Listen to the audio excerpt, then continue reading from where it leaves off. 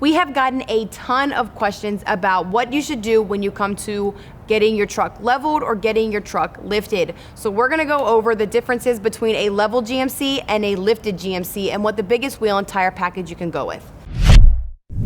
Starting with the leveled 2019 GMC 1500 Denali, we added a 2.5-inch rough country leveling kit. It pretty much just adds a 2.5-inch spacer to the coil spring and it raises the front to match the back, getting rid of that factory rake. The biggest wheel and tire package that we have come up with that fits perfectly on the GMCs without having to rub or anything like that is a 20x9 wheel with a 0 or positive offset and then a 33/11/50/20 tire.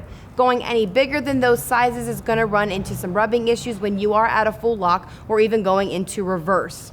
Coming over here to my lifted GMC, this one is a 6-inch rough country suspension system, and the biggest wheel and tire package we have come up with without rubbing into any rubbing issues without running into any rubbing issues is a 22x12 with a -44 offset, as well as a 35/12/50/22-inch tire. Going any bigger than those sizes will again come into some rubbing issues at a full lock or even in reverse. Going back over the differences between the leveling kit and the suspension system is that the leveling kit is usually a 2.5-inch spacer that goes above or below the coil spring, and it raises that front to match the rear to get rid of that factory rake.